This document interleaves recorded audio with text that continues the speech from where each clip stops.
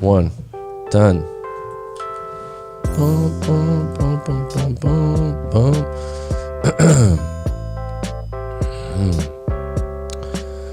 Hi, I'm Mac McCarthy, and I help people with their breakups. And today we have a live stream. Why do people stay in bad relationships? I've talked about this before on the channel, but let's get into it again. It's popped up to the top because something recently happened where I came across someone that's in a relationship that's a bad relationship, and they seem to feel like they're in a jail without the key. So I thought to myself, let's get into that today. We've talked about it a few times. It comes up in the live streams. It comes up as a topic. Let's dive a little deeper into that today. If you like the live stream, throw me a like. If you don't like it, it's good to have an opinion and not like it rather than be neutral. Because if you're neutral, just don't even watch the channel, right? And that would just mean you're bored. Isn't it funny that you watch something that you either really like or you really don't like because you have a stronger opinion? It's something to talk about, right? If you want to subscribe. And if you want to book a live coaching session to talk about your breakup, go to writemac.com. WRITEMAC.com. All right, so today, Jamie G, what's up? How's it going, Mac? It's going outstanding. I actually just talked to someone recently. I haven't heard this before. I usually like to say outstanding when it's going really well. It's so much better than just saying, I'm okay, I'm good, I'm fine.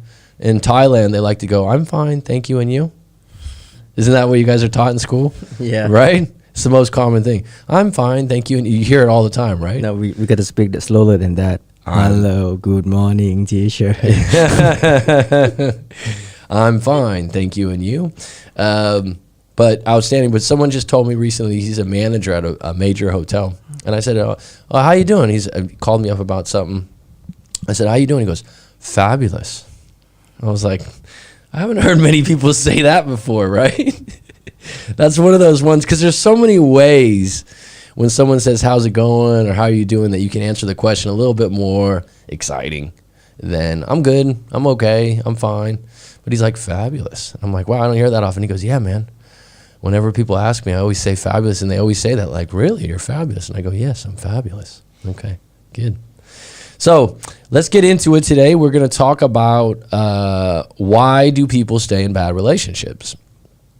And it's really easy to see your friend, your family member, or your coworker, anyone in your sphere of influence, anyone that's in your group or you talk to regularly or you care about, and you can go, oh, man, you know what you're in right now? It's a toxic relationship.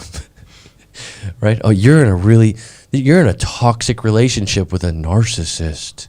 You are in a relationship. You need to get out of that. And it just seems so clear to you on the outside that you think sometimes your friend or family member or coworker is kind of an idiot, or you start blaming the other person for being manipulative, or like I said, narcissistic's a popular one.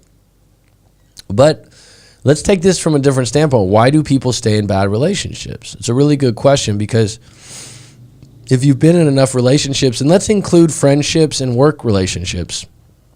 I know this is a breakup channel, and this is about intimate, romantic, long-term relationship type things, but I think it could apply what I'm going to talk about today. And the reason that people stay in bad relationships is a few things. And I'll go topic by topic. One of them's guilt. You did something, or you feel that you did something in the past that you can't live down. Maybe you borrowed money from them. Maybe you cheated. But there's a guilt there that you can't let go of, and that person uses that guilt against you. Another one is, I don't feel good enough. Is very popular. That you feel I'm not good looking enough. I'm too fat. I'm ugly. Nobody else would want me. These are the extreme cases. And your partner could be feeding you lines in the relationship to support that outlook. The other thing is, can I fix it? We talked about this recently. Well, if I did this, this, and this, then the relationship's going to be good. And it's like, well, you've been doing this, this, and this for 2-3 years and it doesn't work. And another big one, Aleph, might be a surprise, money. This is probably one of the biggest things why people stay in bad relationships, money. Why do people get married? A lot of times they don't know it, they don't say it, but a lot of times it's, let's put our money together so we can buy a house. Let's put our money together so we can raise a child. Let's put our money together so we can get an extra car. Let's put our money together, right? People aren't going to say that, but that's what it is in a lot of ways. That's what it is. So if someone in the relationship has more money, whether that's a better job, whether that's an inheritance, whether that's they just got a chunk of money they're sitting on and they control it. You feel like, I can't leave this relationship or I'm going to lose a lot of money. So those are reasons people stay in bad relationships, or they feel like they can't do better. This is a big one, actually. Sometimes people feel like, I've known men that are like, oh, the woman's beautiful. She's out of my league. Something that just makes me fucking cringe. Have you ever heard? Do you know what out of my league means, Aleph? No. Have you heard that term? I don't think we have that in Thailand. Out of my league. Out of my league would be. It's almost like you feel like, Danny, you know that term? Yeah, I think it means like someone out of your reach. Out of your reach, yeah. Like in other words, you feel like I did better than I should. Right? Like you got lucky. You got someone above you, and someone says that, I just fucking cringe, because I think to myself, you have something that person wants. It might not be money, it might not be muscles, it might not be nice tits, but it might be something else. There's something they're attracted to. But if you believe that they're out of your league or they're above you, you're gonna be an ant in the relationship. You're going to be so small because you're going to be thinking that throughout the relationship, and you're going to end up breaking up because you're never going to level up with them, and you're never going to feel good enough, and you're always going to be giving in because you're going to be thinking, wow, this person's above me. It's almost like when you work at a job and you have a boss or a manager, you have to be below that person. Hopefully you respect them because of who they are, but for one reason or another, they have more experience than you, they know more about life, and they're paying you. So it's very clear that they're above you. When you get into a partnership or a relationship, you should never feel like someone's out of your league. And if you start that relationship that way, it's very hard for people to stay in those relationships and create boundaries that are good for themselves. And it ends up usually being a bad relationship because power corrupts. And what I mean by that is that someone in the relationship, okay, I believe that power corrupts most human beings. If you give a human being enough power in a social structure, they will take advantage where they can. Some people, that would not, it's probably 80% of the time. Okay, it doesn't happen right away. It might not be their nature. It might not be something they've done in the past, but it is human nature. When I say it's not their nature, it's something they haven't had the opportunity of. So when someone starts a relationship and they go, man, she's just out of my league. Man, I really batted above my weight. That also means something like I got someone better than me. Okay. If you start the relationship out like that, then you are going to be playing not to lose throughout the relationship. You're going to be like, oh, she got really angry at me, so what do I do now? First of all, why is she angry at you? Do you agree? Like there's some guys out there. There's some guy recently I was dealing with. Hold on, dude. What she got angry at you for, do you agree with it? Is it a reasonable reason to get angry with you? Okay. Did you do something wrong? Well, I don't really think I did. Stop fucking saying sorry if you didn't do anything wrong. Well, that's because you think she's out of your league and you're going to lose her and she's above you and she's this and she's that. You need to stand up for yourself. You need to stand up for what you believe and what you don't believe. And that's the problem when someone's in one of those relationships. And it can be for women too, by the way. Now, I was watching Jordan Peterson recently. Have you seen Jordan Peterson, Aleph? No. Have you seen him, Dan? He's a psychologist, professor, Canadian. He's written a couple books, a few books, very famous. You can find him on YouTube. What's up, Derek D? And Jordan Peterson was saying that men generally will date equal to or lower to their value. And that could be social status. That could mean a lot of things. Women will usually date equal to or higher to their value. Some people would disagree with this. Is this a rule in the world? What's that, Alf? I'm sorry, bud. That's why a man like a younger woman than him, and that's why some girl like older man than her. Jordan Peterson talks about this. Generally speaking, women will go up to 5 years. It's very common. I think he said the world average was 5 years above their age. Yeah, and again, someone could go, oh, that's not true. Yeah, sure, it's not. He's talking about in the terms of human population most likely to happen, majority speaking. He's a psychiatrist that's dealt with thousands of people. It's an opinion, and there's exceptions to that rule. And he was like what he was saying is, what I would say the ideal thing is when you enter a relationship that you feel pretty equal on most things. Like it's obvious that someone's probably going to make more money than the other person. But if someone makes $1 million and someone else just wants to stay at home, what's that, dude? It's like that person is going to control the finances, right? The millionaire, right? It'd be more ideal that if you both had a job that made, I don't know, similar to equal money. Now, if that's not possible, one person makes a lot of money, but the other person controls the intimacy. That's very common too. So there's other parts of the relationship that could be unequal. We see this all the time, right? Donald Trump. I just use this as a figure because it's so polarizing and true. This has nothing to do with politics, so we're not going there. But his latest wife, isn't she a supermodel? His model, yeah. How old is she, Aleph? I don't really know. Danny, can you look that up on your phone, bro? How old? Last one? Okay. Yeah, the current one, which I think she's going to divorce him after the presidency. Previous one. Yeah, but she's a supermodel, right? I'm just curious about the age difference. Now, it's obvious that Donald Trump is rich and powerful and whatnot. So why would Donald Trump go for her? Looks, right? Ego, that she's a beautiful woman, right? Is there anything else? I don't know her well enough. She could be a great cook. You know, I don't know. She could give a great back massage. Who knows? That being said, he's getting something in the looks department that's going to make him feel better about how he looks, right? In his 70s. How old does it tell you, bud? 50. She's 50, okay. And Donald Trump's what, 74 or 75? It's a 25-year age difference. That's pretty, it's a pretty big difference, right? So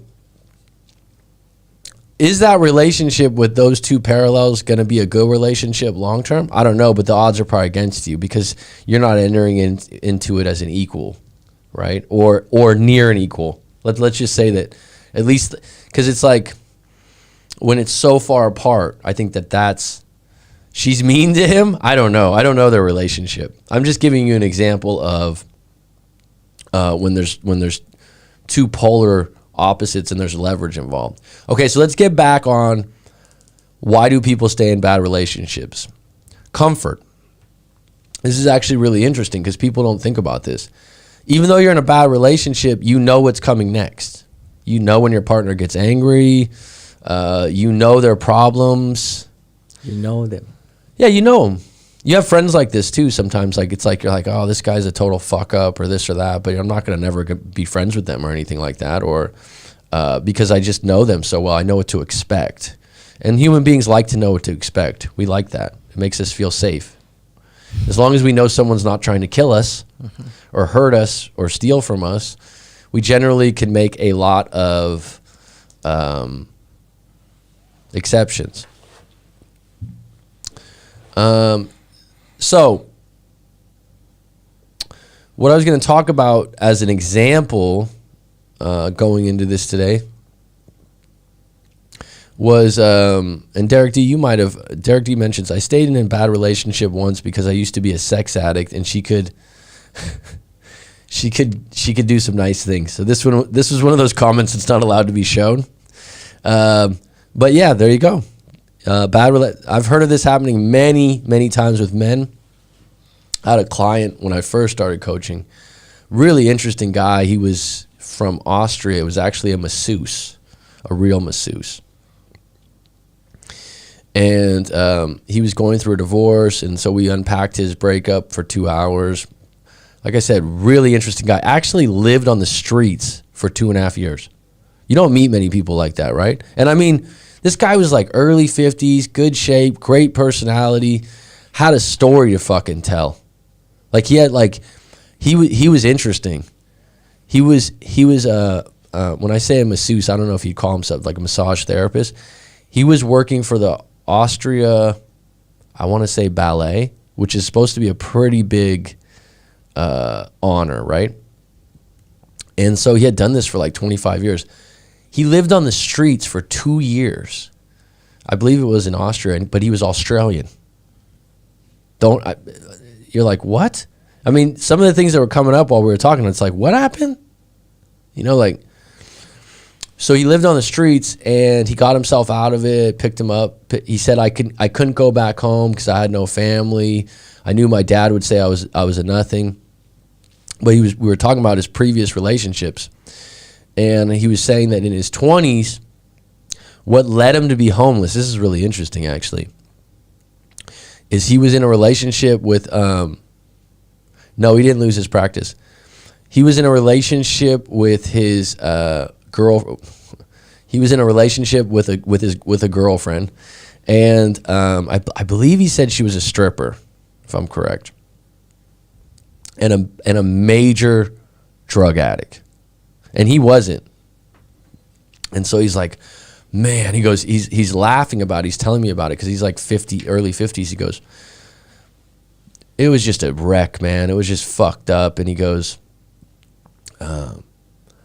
she was just a mess, and I was always picking up the pieces for her, and this and that and this and that.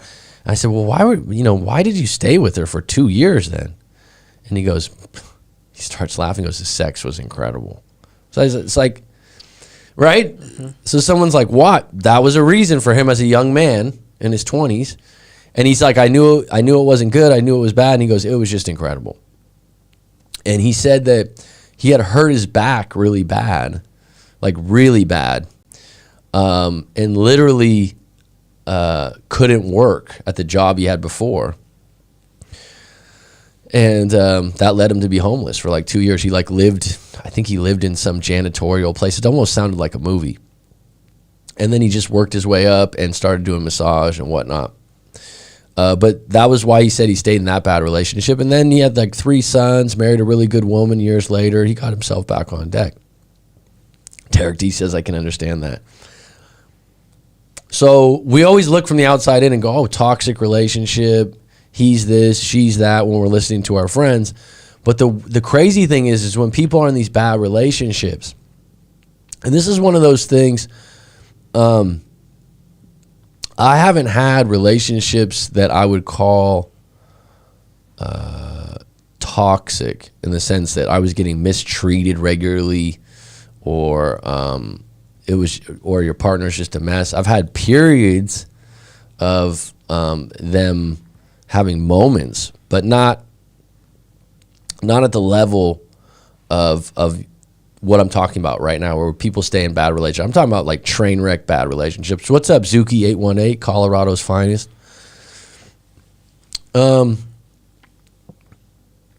so I was reading, or I started listening to the audiobook You Can't Hurt Me by David Goggins. This book has been out a long time. Everyone loves it that tells me about it. I hadn't got into it. And so I started the first chapter, and I had heard him interviewed before, and I was like, I had already thought I knew what this book was going to be about a little bit, especially like his childhood, because he's your classic, when I was a kid, the KKK was in my, and he's an African American. He's like, when I was a kid, man, the Ku Klux Klan was in my neighborhood. We didn't have this, we didn't have that. And it's like, so I kind of thought in the beginning of his childhood, when he started talking about his childhood, that he was going to be talking about living in a bad neighborhood, being poor, because he talks about this in interviews, how he was poor and whatnot. No. This is what's fucking interesting. First chapter. Okay. First chapter, he actually grew up. In a bad place. No. This is what's interesting. He grew up in a rich neighborhood. Now that's what because like I said, I just heard him in interviews before, and he did eventually live in a bad neighborhood, but he didn't have the first chapter of his life like that. Till he was about 8 years old, he lived in a very rich neighborhood, and his father was a very successful businessman who made a lot of money. Now that wasn't I was like, this doesn't line up with some of the interviews he did, because he talks about how he was, low on money and this and that, but that's not how it started. So his father owned a roller skating rink, like for rollers, random, right? In the late 70s, early 80s, I could be getting this wrong. Very popular, and had him, his older brother, and his mom work there. And he said in the book, and I could get this wrong, that they were pulling in like $10,000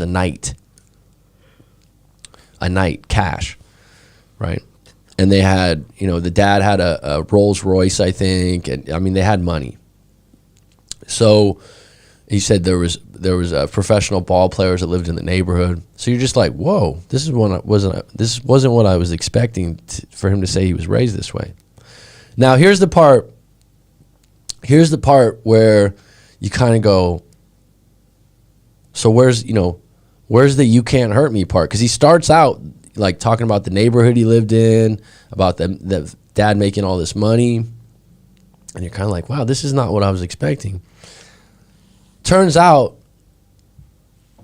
the father would beat his mother, was a bad alcoholic, was basically a pimp. So he had a line of hookers, it sounded like, and also would beat him and his brother regularly. So you look at it and you're like, the mom was in a really bad relationship. And let's add, he was in a bad father-son relationship. Some people think like, oh, I got a bad relationship with my dad. You read this book and you're like, Jesus. This guy, I mean, it gives me chills right now thinking about it. He has a part of the book that he describes him getting a beating that was scary with a belt, and his dad would strip him down and beat him or whip him with a belt to the point where he couldn't walk. And you're like, and at 5-6 years old. All the while, this is someone that's a rich businessman in a very nice neighborhood. You're like, what the hell? Getting back to the topic, why do people stay in bad relationships? Well, let's look at the mom in this case. She lives in a rich neighborhood. She's got money to take care of her kids. Right? So that's probably one of a mom's biggest fears, is probably to not have enough money to take care of your kids, right? It's a big deal. So she's gonna give a lot if he controls the money and he's providing a more than adequate lifestyle. But David Goggins says his dad stole his soul and stole his mom's soul. He was a highly manipulative individual. They were scared of him. And here's the crazy thing about living in a house when you're scared. You don't know when you're 5 or 6 years old how to overcome that. You're not going to overpower your father. You're not going to beat up dad. Right? You learn fear. So you think, oh, this is how dads are. This is how I'm supposed to act. I had a similar. I had some not the level of David Goggins, but we had a lot of fear in my house when I was a kid. And you think, why doesn't mom leave this relationship? Right, when you're reading the book, because the boys are getting beat. This guy's cheating on her. She has no money to her name. Like the dad's, even though he's making $10,000 a month, he gives her no money. So she's got to ask him for money to go to the store, to go buy things. He's controlling, is what it is, right? Mm-hmm. Now, reading the book, someone from the outside go, "Oh, I can't believe she didn't leave earlier." It's not that simple for a lot of people. But she did eventually leave. Little David was 8 years old when she left. And along the way, the car broke down. She was going to her parents' house. And the car broke down, and she wanted to go back because she was scared. Like, oh, I have to fix the car. I don't have money. What am I going to do? Because the comfort of knowing her husband, who beat her and beat her kids, could at least pay for the car to be fixed. And she started going, oh no, oh no, oh no. And this is why there's so many things that contribute to people being in a bad relationship, and they actually get fucking brainwashed into believing the secure parts of the bad relationship, the predictable parts, are what are keeping people in. And I found this really interesting when you're reading it, because had I not done breakup coaching for a while or been a teacher as long as I have and dealt with people as much as I've had, I read this book in my early 20s, I'd be like, damn, why didn't the mom leave earlier? It's kind of like, have you ever watched the movie? This always gets me. Derek D, if you're still on deck. Zuki, I'm happy to hear about that you met someone new. I'm going to keep going on this topic, but stay on. And I'll get to your comments in a moment. And thank you for saying thank you. I appreciate it, bud. What's the movie with Denzel Washington where he's a drug dealer that makes a ton of money? Can you look up Denzel Washington movies? American Hustler? Is that what it's called? Denzel Washington? Yeah. You don't know Denzel Washington? Anyways, okay, so there's a lot of movies like this. Gangster movie or drug dealer movie. The guy's making millions. Let's just talk about Blow. You know Blow, Johnny Depp? Mm-hmm. You've seen that movie? No. American Gangster. Thank you. Great movie. But you're watching the movie American Gangster. I'm watching Scarface. I'm watching Blow. And I watch the movie and I go, why aren't you wanting out, dude? First of all, it's not. I don't think it's very admirable that you're selling drugs to people because it hurts and kills people. I think it's glorified. I've become to a point in my life where I'm like, this isn't glorified, man. This is bad. You're ruining people's life. American Gangster. Thanks, Zuki. Great movie. Great soundtrack. You haven't seen that movie, Aleph? No. You're sleeping. So, but I remember watching that movie, and there's a part in the movie where I'm like, why don't you quit, man? Why don't you take, like, if the point of what you're doing is to make a lot of money, how much is enough? Like it just seems evident to me. Why wouldn't you, and I'm the same way with Warren Buffett or Bill Gates. Why are you guys still working so hard? Like, why don't you just go live on an island with your family and friends and donate money to charities quietly? It seems so simple to me, right? But those people are in those lines of work because they don't know anything else. And I think the same thing happens in a relationship. You get caught in a routine, you get caught in a habit, and you never take a break from it and see what it's like to be out of it. And that's why people get stuck in these bad relationships. You literally have to pull yourself out of that environment and away from that person for a month, 2 months, 3 months, 4 months to realize how bad it was. It's almost like now you can see the relationship from an aerial view. Like you can look on top of it rather than side by side, which is totally different. And so when David Goggins' mom finally leaves the dad and goes and lives with the parents, her parents, he starts a new chapter in his life. This is where he started living poor. Like, the family was more poor. And I haven't gotten farther in the audio book yet. But in the county he was living in, he said was highly racist, and he's black. So, I mean, the new environment that they lived in wasn't necessarily a better house to the outside, but the inside of the house was probably better, right? Does that make sense? So, these bad relationships, though, why do people stay in bad relationships? It's a lot of times it's comfort. It's the belief that you can't do better. It's money. It's an idea of can fix it. It's an idea of guilt or not good enough. So one of the reasons I actually thought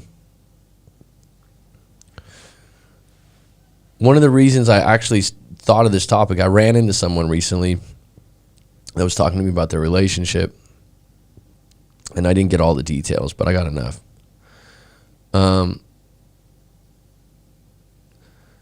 And this guy is in a bad relationship. It's so evident that when you're talking to him, you're kind of like, all right, so why didn't you break up, man? Like, what's the deal here? Because there's physical abuse involved.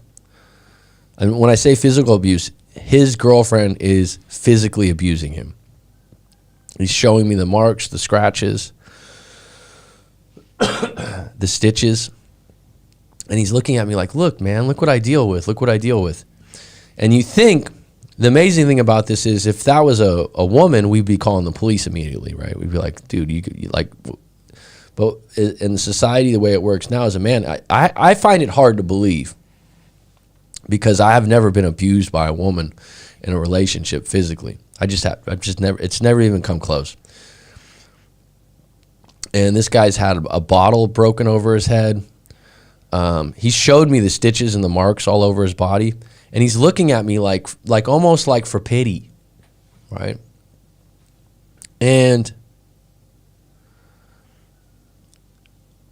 I don't feel pity. This is weird. Because if it was a woman, I'd feel more pity. I'm just being honest.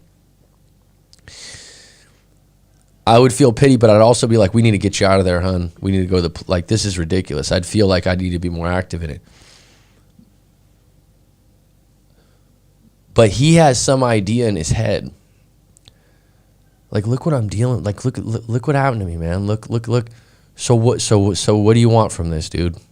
Well, I kind of did some things wrong. So then we have guilt involved. Well, sometimes I say some wrong things, this and that, and I got caught cheating once, this and that. I'm like, okay. But why aren't you leaving? Because like for me, if a woman broke a bottle over my head, we're done. It's just done. Like if you tried to cut me or do one of the things, and then we started talking, and he said this has happened to him before. This is what's interesting about breakups and people. History repeats itself. People get in relationships and they go, "Oh, I'm so unlucky." You're not unlucky. You're filtering for this stuff. Something in your makeup says, let me go with some kind of ballistic, crazy woman that is capable of hurting me. Because, I don't know, 39 years I've been on earth. I've dated some women. I'm not going to say a lot, but enough. And been in relationships, and I haven't come across this very often. Does it happen in the world a lot? Sure, probably does. Sure does. People don't talk about abuse that often. So this is not just a bad relationship, it's a toxic relationship. But he's going around and he's sharing this with more than just me. In a very sad way. Like, look what happened to me. Look what I'm dealing with. No one's going to give you credit, man. No one's going to go, hey, man, you're such a good boyfriend. You don't deserve that. Even if they do, in the back of their mind, they're going, what, Aleph? What are you thinking in the back of your mind with someone like this? Are you thinking like, there's someone stuck in the bad relationship, but right? If a guy came to you and he's a good friend of yours, or not a good friend, maybe just a coworker, just an average guy, not even that close to you, and he goes, man, look what my girlfriend did to me. I got stitches. She's cut me. She's scratched me. She's hit me. What would you say, just off the top of your head? What's wrong? Why won't you leave? I probably say that. Why wouldn't you leave? Yeah. Okay, so in your mind, though, because this is how people communicate. We communicate by talking, but we also communicate in our head like, this guy's a fucking idiot. Yeah. I'm not saying you'd think that, but in your head, wouldn't you be like, Why you saying that? yeah, that's what you wouldn't say, right? Right. So I'm saying, like, in your head, you're thinking like that. But when I'm listening to it, and then he mentions that his prior girlfriend was like this, I'm like, what? Yeah, she cut me also. So, what? So there's something that you're looking for in relationships or creating and accepting. It's not by chance that you got two of those in a row. Does that make sense? Like, it's not by accident that you've been in two relationships of women that have been abusive with you. And then you go around telling people like, look what happened to me. That's victim. So now you have the entanglements, which is going to be a chapter in my book. I just started writing the end of the chapter today or last night. And when you're in a relationship that's bad or toxic, you go through these entanglements of why you have to stay with them. And the entanglements usually are guilt-ridden, not good enough, can fix it, money, can't do better, comfort. They might not be described that way, but that's what they are. And a lot of times, like, for example, money would be one. Well, I'm getting abused, I'm getting verbally abused, but she makes the money and I don't have any money. Do you want to, is that the sacrifice you want to make in your life as a human being? Is there anyone, so, and this is how this is how things change when someone makes a decision. So let's go back to the David Goggins story. David Goggins' mom is with a abusive father who's rich, controls all the money. They live in a great neighborhood, but he beats the hell out of the kids, beats the hell out of the mom, cheats on the mom. First of all, any kind of abuse, it's just the worst thing. I don't know. Is there anything worse? I don't know. It's bad thing though. It's got to be one of the worst things, right? It's physical abuse in a relationship's got to be number one. Besides maybe like brainwashing, manipulation of making someone feel bad about themselves is actually underrated. Calling your kid fat or those kinds of things. Like, there's some parents out there that really put their kids down a lot, and it really hurts them. It really, really hurts them. But it's still not at the level of hitting. Physical abuse I gotta say that's gotta be the worst, right? It's from someone you love. Even if you see physical abuse on a cat or a dog, right? You'd be like, dude, what the fuck's your problem, man? Like, you wouldn't accept it. It wouldn't be like, oh yeah, my neighbor beats his dog. Ha ha ha. It's not funny. It's like, there's something wrong with you, dude. Right? So going back to the David Goggins part, his mom finally gets to a point where she's got a neighbor that gives her the courage that's like, hey, because she's brainwashed that she can't get out. The neighbor's like, hey, first thing you got to do is get a credit card so you have something you can use for money, because she never gets money from this guy. Second thing you got to do is this. So she gave her a separate playbook and a sort of hope. And then she starts, once she gets that hope, she starts looking at the world and going, maybe I won't be rich. She doesn't say this, but I'm just giving you an idea. What are my options? I can move back with my parents. Now, moving back with your parents, with your 8-year-old son, I'm not sure how much older David Goggins' brother was. Maybe he was 10 or 12. I forgot. It's not going to feel very good to move back in with your parents, with your kids, after a failed marriage, right? It's going to be maybe a little embarrassing for some people, but is it better? Yeah, probably. But that option never opened up to her, because she probably was like so wrapped up in, I'm trapped, it's hopeless, I can't do anything. You got to get to the level when you're in a bad relationship where you literally like need to take a vacation. This is what I would recommend if you're in a bad relationship. A vacation, and when I say a vacation, someone like, oh, it's COVID right now, I can't take vacations. Okay. Go find a hotel down the street, or go to your parents' house, or go to your uncle's, or go to your best friend's house. Get the fuck away from the person you're with for like a week. Because every time you're encountering that person in a bad relationship, if they hold the power, they hold the money, they hold the manipulation, every time they're around you, they just spin the fucking mummy web around you.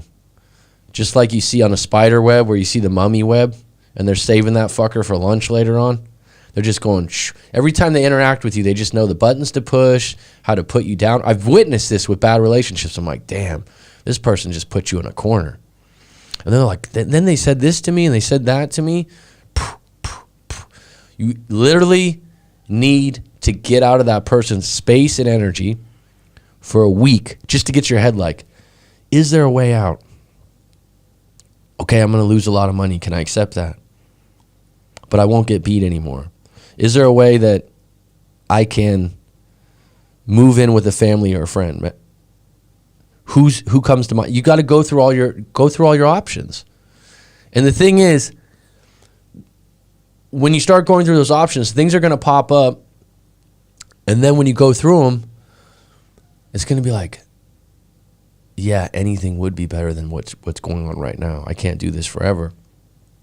And so you're not going to get to that point until you take a break and get your head clear and look at the situation and go, I do have options. I'm just going to have to lose some money.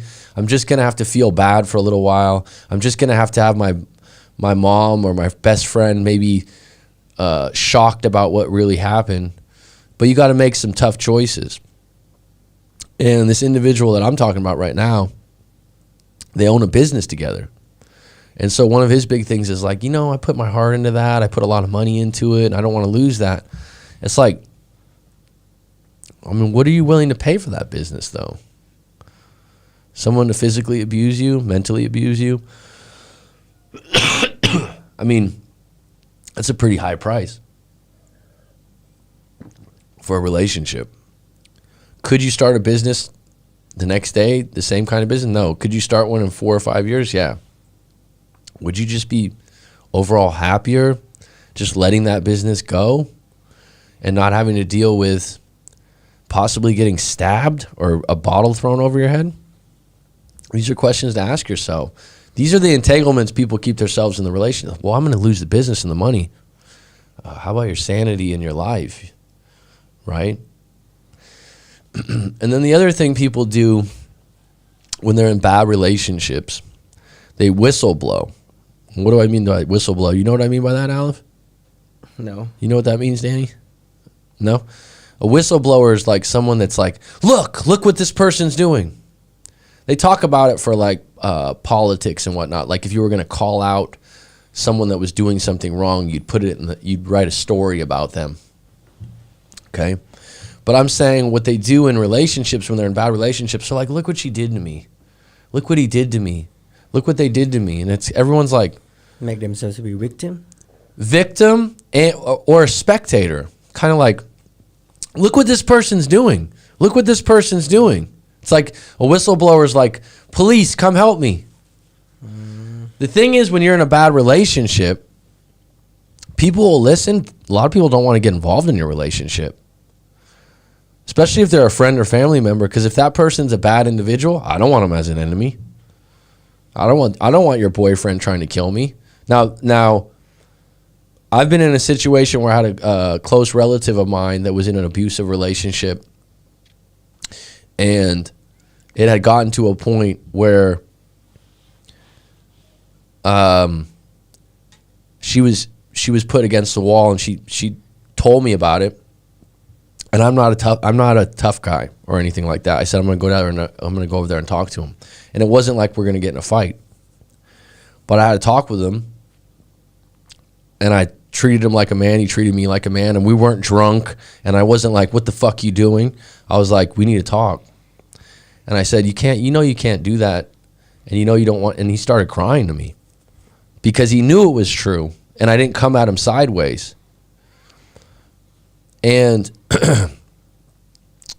the problem is not everyone has someone like that in their life to help them out in those moments, and they feel trapped, they feel scared. But the answer is to take a break and develop a plan and an idea that you do have options, that you might have to sacrifice some money. You might have to sacrifice some comfort. You might have to sacrifice some guilt. Because a lot of times someone goes, well, if I leave, who's going to do their laundry? If I leave, who's going to take care of the cat? If I leave, they come up with all these things not to because it's uncomfortable. But the reality is, this is going to be your body of work, that this bad relationship, and all the while you're going to tell all your friends and family what I call whistleblowing or spectating. You're actually, when you go to your friends and family and tell them all the bad things that keep happening. Now, if something happens bad once, that's different because it's like, hey, this happened. What the fuck? If you go and you're spending, months telling the same story of what they've done to you wrong in different weeks, you're part of the problem because you're actually accepting it and you're not being strong.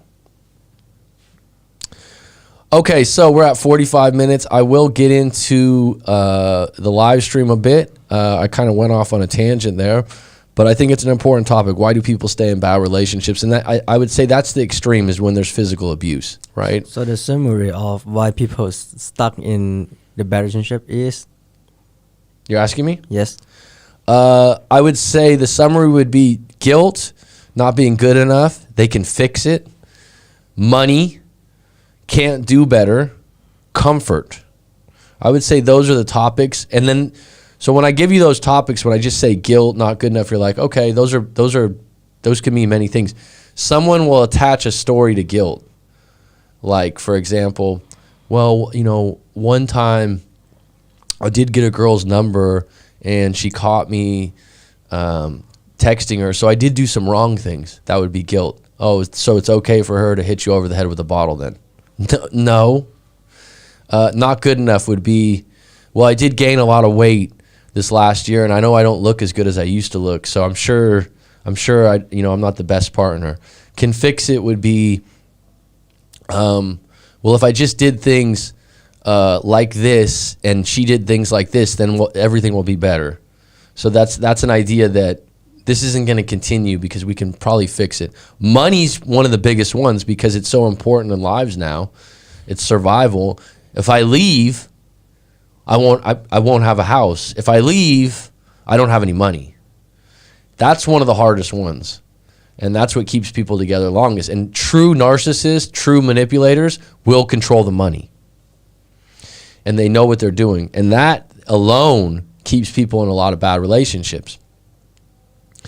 And having kids is attached to money. So if someone has kids, they'll go, well, I don't want to, I'm going to partially ruin my kids' lives by divorcing. And I totally understand that, by the way.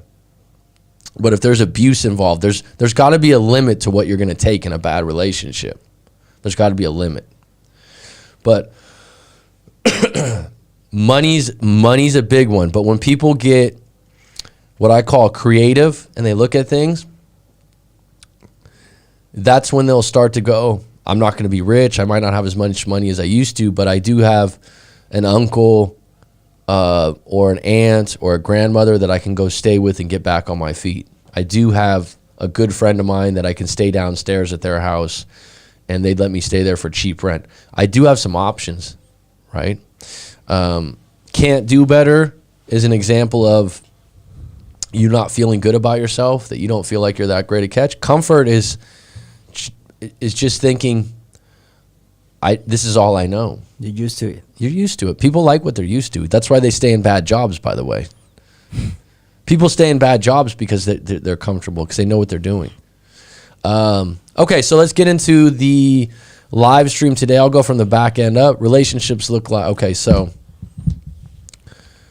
if anyone wants to share a situation where they were in a bad relationship and how they got out of it, or a friend or family member that was in a bad relationship, and what did they do to finally get out of it? Please let me know. Please share. on the live stream today. And even I would consider having you call in if you want to on Skype, because I think this is a really interesting and cool cool shouldn't be the word. A lot of people can relate to it, I think, and not just because of what happened to them. For me personally, like I said, I haven't been in a relationship that was seriously toxic or bad, but I've had friends or family, and from the outside in, it just seems so obvious. Some people stay out of, Derek D says, some people stay out of low self-esteem, especially if one spouse have been mentally or verbally abused. Oh, Zuki. Okay, I finally got to this. I started dating a woman that is a Jezebel spirit, just bad all around, everything you can think of. I dated her for 4 years ago. She's hitting me up out of nowhere, so we talk. Went out a couple of times, but started acting fake, lying where she was when she wasn't. Then find out she was dating 2 more guys besides me. Just walk away from her, coach. I learned a lot from you. Thanks, coach. Oh, I forgot. She came into my life again just recently. That's my story, coach, from above. Well, you got to live and learn, Zuki818. Don't be a victim, and just believe you can meet someone else. What's up, Rob? That's what El Chapo does. Gives people work, and the same thing, he's killing people. Anthony Timmers. Codependency issues as well. Yep. Subconscious programming. You date at the level of your self-esteem. I've never worded it that way, but I like that, Anthony Timmers. Thank you. You date at the level of your self-esteem. That's a really good point. That's a really good point. I've actually noticed that about people.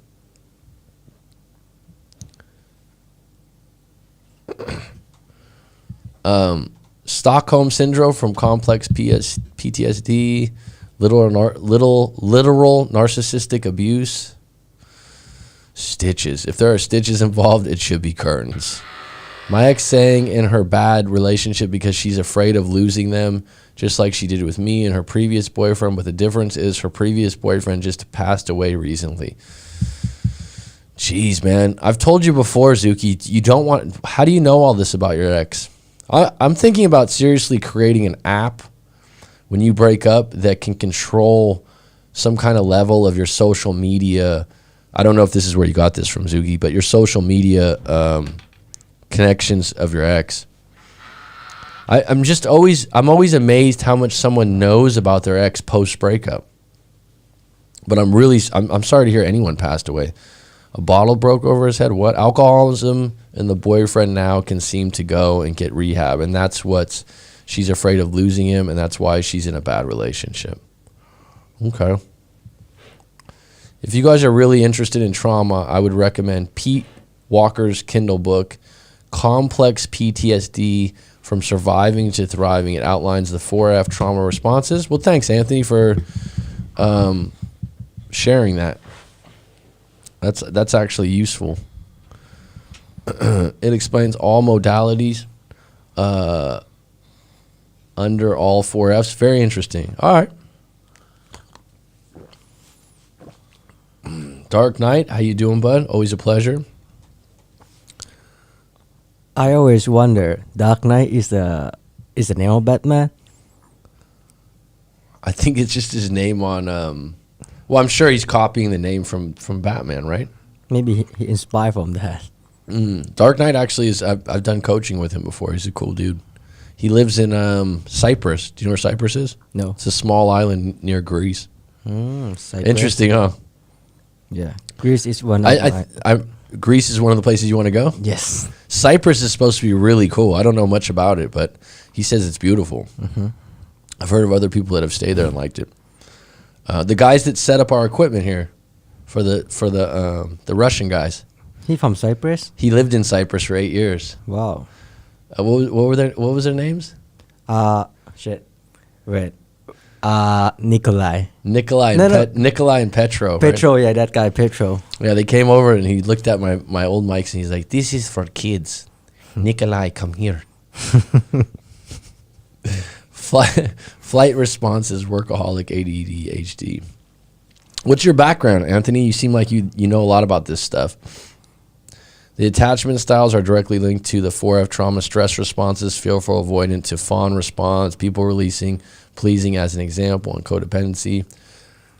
Great story, Mac. Yeah, sharing, by the way, we all live in a bubble, really. Great to be truly mindful of others and what they may go through. Some people stay in, good to see you back on deck, Nike. Some people stay in bad relationships because that's all they know. They've seen their parents in bad relationships. They've seen their family members in them. And so they don't know what is healthy. I agree, dude. That's actually very true. That's why someone would enter a relationship with a bad alcoholic. And here's like a spin on a bad relationship. Someone could be in a relationship with a bad alcoholic, but their dad or their mom was worse, so they think who they're with's not so bad. So I've known someone before that they were in a bad relationship with a bad alcoholic, but she always used to say, well, my dad was so much more worse because my dad was abusive. He used to spend all the money. So basically, it didn't seem as bad, but she also had a playbook on how to deal with alcoholics. Staying in unhealthy relationships for the kids is doing those kids a disservice because they'll grow up repeating those bad relationships that they've been staying for. Kids is a selfish act. It can be, and I agree 100%. I do realize there are exceptions when finances are really low and people need to stay together for those reasons. Now there's a line though, when there's physical abuse or something like that. If it's like you can deal with each other and be civil. Civil means, peaceful to under control. But if someone's getting hurt or extremely angry all the time, then no. Sometimes people can be in an unhappy relationship that's bad, but they can accept it. And then there's sometimes where it's so bad that people are hurting each other. That's when I think you need to move away from each other. Nick Lundell, gotta say, if your partner X lets their family influence their decisions within your relationship or have fears of parents' opinions, big issue.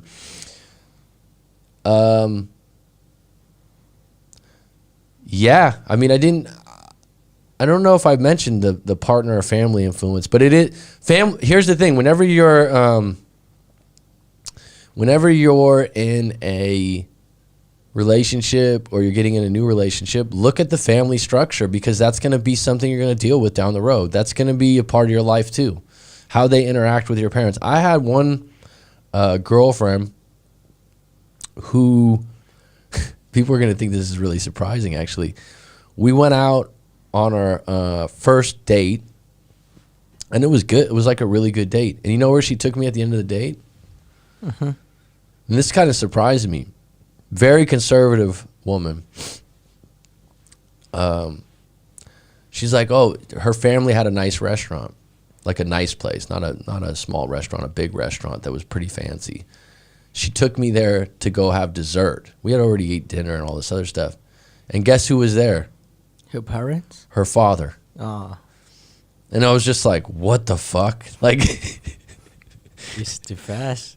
well, no, it wasn't. It wasn't like it was like, oh, but it was part of the date, right? I think part of it is like she worked at that restaurant before. It's her, it was a beautiful restaurant too. It wasn't like some little noodle shop or something, right? It was a nice place.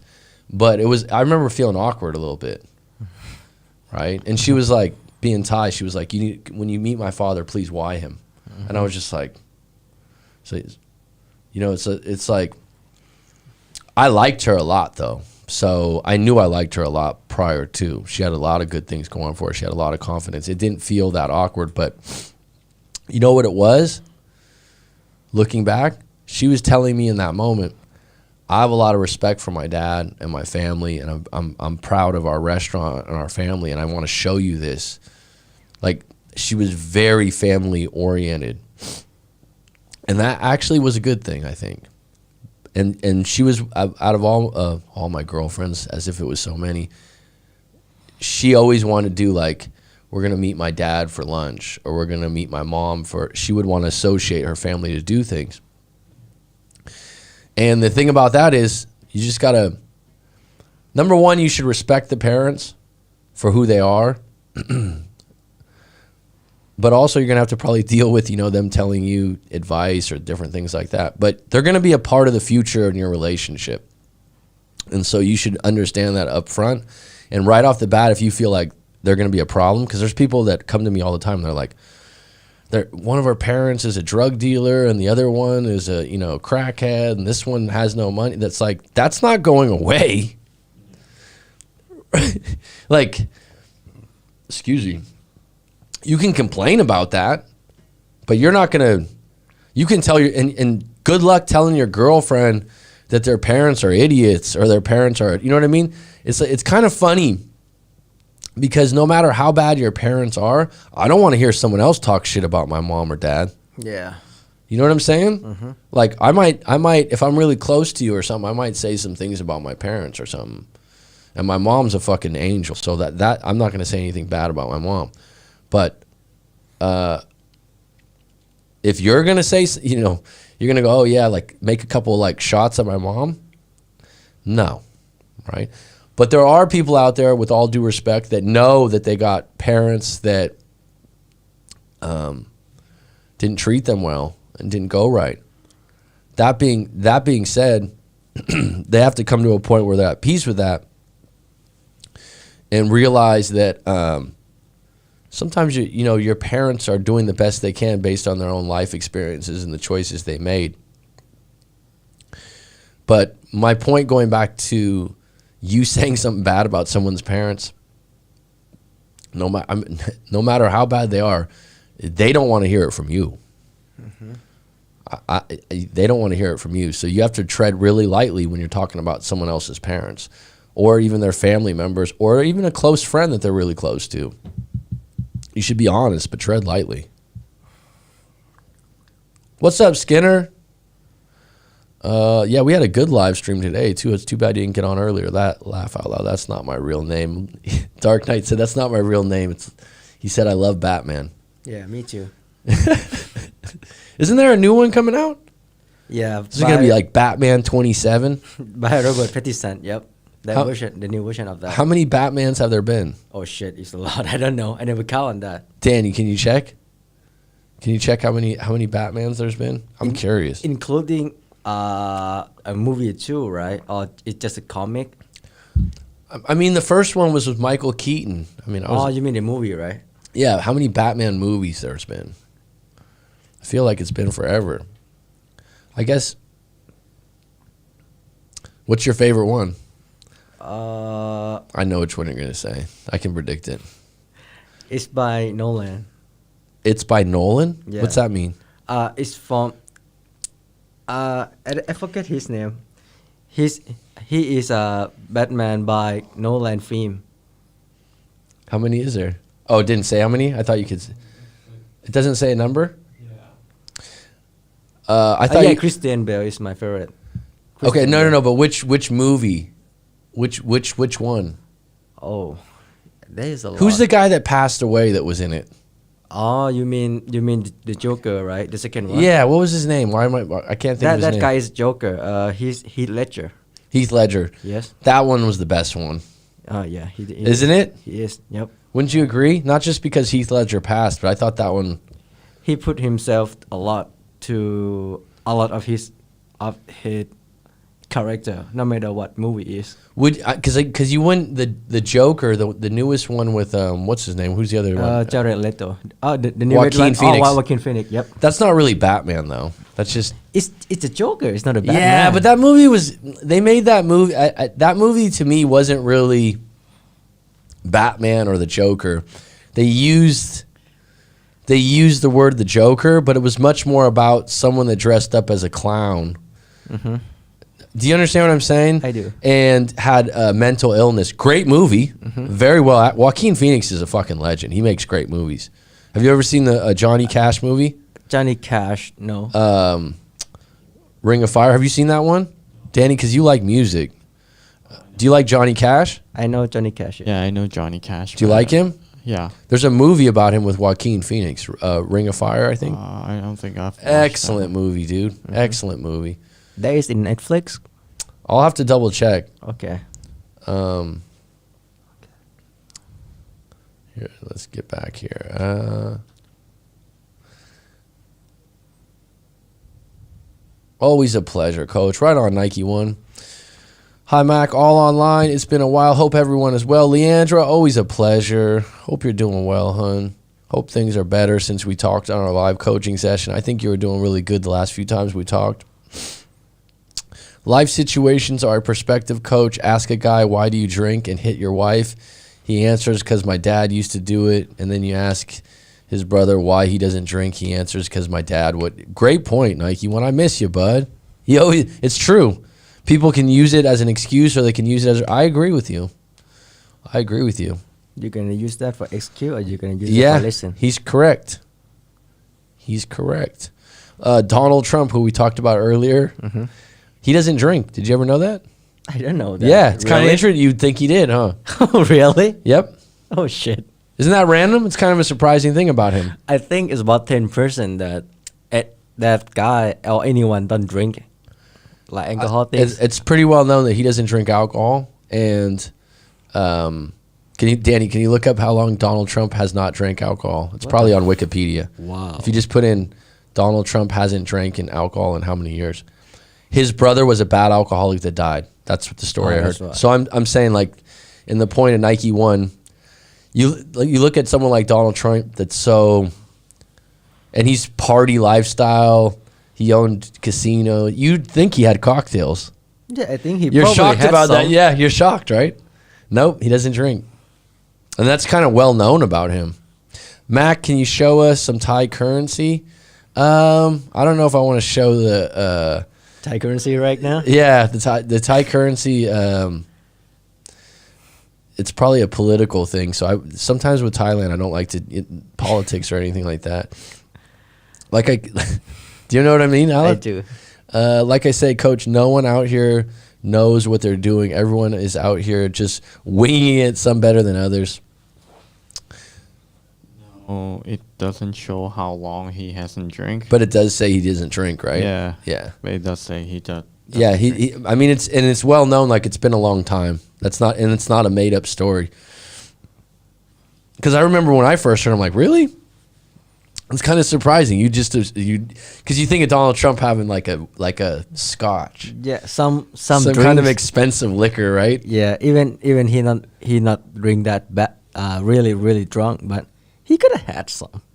Yeah, come on, it's a human thing. Sorry to say that. Well, no, not everyone drinks. Yeah, but my it's not point was, like, everyone Nike One. His point was, Donald Trump said his brother was a bad alcoholic and died. I don't know if it was from alcoholism or what, and that was. I'm not going to drink anymore. Sometimes it's that easy. It'd be interesting to see how people make that decision, but usually it's a decision people make on their feelings. Why one person would take one story and turn it into a positive, why someone would turn it into a negative. Nick Lendell, I meant more like the girlfriend ex fears their parents, and so they follow their opinion rather than following their own ideas. Even at 28. So is this an example of your own situation? Nick? Yeah, here's the thing. You still can't blame the parents. So he's saying, like, I meant more like a girlfriend or ex fears their parents, so they follow their opinion rather than following their own ideas, even at 28. There's a lot of people out there like that. Look at Indian culture. Anytime I have an Indian client that calls up, what? Because they're the ones that always want to call in on the live stream for free, right? Alice laughing. They always have to get their parents' approval on the thing, and they don't fight it though, because it's cultural, and they'll admit it. And I'm not going to say that that's the same for maybe all people of Indian culture, but the ones I've talked to, they always have to reference their parents' opinion. Meeting the Patels is a great documentary about this. That being said, when you get into a relationship and you're dating someone, you're not going to change that. There was a guy, it wasn't a live coaching, but he sent his story in. I think he was like mid-30s, and his girlfriend was late 20s. He was in Hong Kong. I don't get a lot of people from Hong Kong. This was years back. He's like, I make pretty good money, but Hong Kong's like one of those places like San Francisco or New York. You got to make more money. It's expensive to live in Hong Kong, I think. I think it's pretty expensive. And so he's like, I'm not, I don't feel bad about myself, but I'm not rich. But he goes, my girlfriend, who was either a pianist, some kind of opera singer, something like that. So she was a musician. He said she was really good, but her parents were really rich. So he told me this in the story. And he goes, we have a great relationship, great sex. She loves me. I love her. And I think he was a contractor. I think that's what he did. He did something with his hands, something like that. And he said that she had, the reason I remember this, because I think she was 28. And her parents finally went, look, we're tired of you seeing this guy that basically, they didn't say loser, but he's not going anywhere, and he's not going to make the money that we want you to, you know what I mean? To take care of you. Yeah, yeah. So they basically threw a bunch of money at her. I don't know if it was buying her a condo or what, and encouraged her to break up with him. And he was like, it was her parents, it was her parents, it was her parents. No, she's 28. It was her. She still had to make the choice, right? There's no gun to your head. Yeah. Now, if there's a gun to your head, yeah. Right? I mean, seriously. But does that suck? Yeah. Do you blame the parents? No. You might want, if the parents raised her to be that way, you could blame the parents. It doesn't change the result. That's my point. The result's going to be the same. Well, looks like her parents' opinion is going to be more important than your relationship. Well, that's not right. That doesn't seem right. No, it's just how it is, dude. Now, even if you, because months later he contacted me back that they had got back into contact, I would be weary of getting back with someone like that, because that's going to happen again. The parents, they don't think you're a good catch, so they're always going to be against you. Now, if you have kids together, the parents might accept you, but in those kind of relationships, sometimes the parents go, hey, get rid of Dan because we don't really like him, and Dan will give you $100,000. Is that okay? And sometimes someone will take it, right? I mean, there's all kinds of things like that. And sometimes, well, the parents controlled her. Well, still, it's what happened. And you know what the funny thing about this same guy was? He said he liked the parents because prior to that, they would send him on vacations and pay for everything. And you know what I mean? And she had money. So like when they'd go out to eat and do expensive things. That's why their parents don't like you. Maybe you're right. Alep's like, well, that might be their test, huh? Mm-hmm. The fact that you're accepting all these free things and never coming up with your own money. That's a good point. I never thought of it that way. But the reality was, all people's structures within their families are different. And sometimes, like, at the end, if it doesn't work out for you, you're like, oh, the parents did this. Are you surprised? Fuck yeah. Are you surprised? Mm-hmm. The Dark Knight Rises is one of my favorites and fits well with the narrative of getting over an ex. Okay. The fear will make them follow their opinion. Nolan Ryan, he's the producer. Nolan Ryan's the producer? Who? Nolan Ryan is the producer of the movie with Heath Ledger? Christopher Nolan is a director. Christopher Nolan's the director. Nolan Ryan, Nolan Ryan's a famous pitcher also. I know you're a baseball fan too. It's one of the best ones, the one with Heath Ledger. See, now everyone loves that one. Mm-hmm. I would say, yeah, that one was good.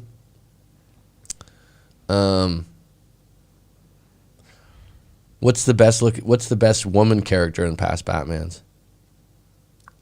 Anne Hathaway. Yeah. Is that what Danny thinks too? Yeah. Isn't that Rob I.S.? Isn't that one of your favorites? Is Anne Hathaway? I think Rob I.S. loves Anne Hathaway.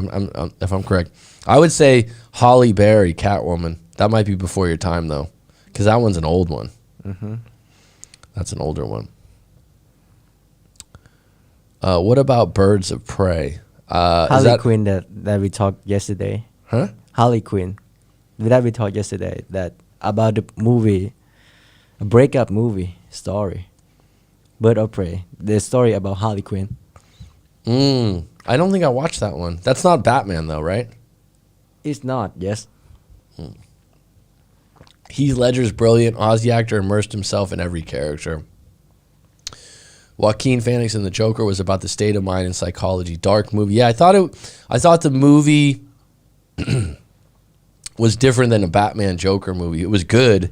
They used the name The Joker to maybe get some of that fandom, but he wasn't really playing the traditional Joker like from Batman. Does that make sense? They use the concept of the original of Joker. Yeah. Yep. Which was fine. Which was fine. I don't think because I grew up with, I'm sorry, Angel Jimenez. How are you today, bud? I don't drink because I grew up with a dad having a drinking problem and abusive towards my mom. Well, fucking cheers to you, bro. Yeah.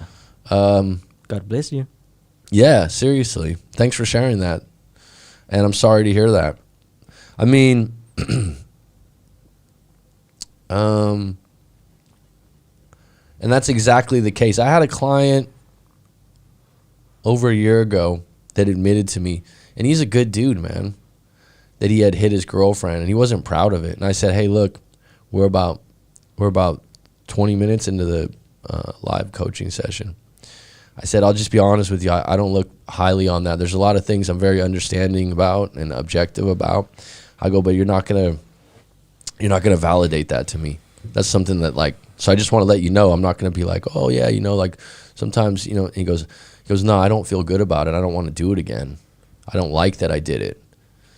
And I said, well, good. And he's like, this is one of the reasons I'm calling you because I feel bad about it. And he said, I said, well, did you come across this as a kid? And he goes, yeah, my dad used to hit my mom.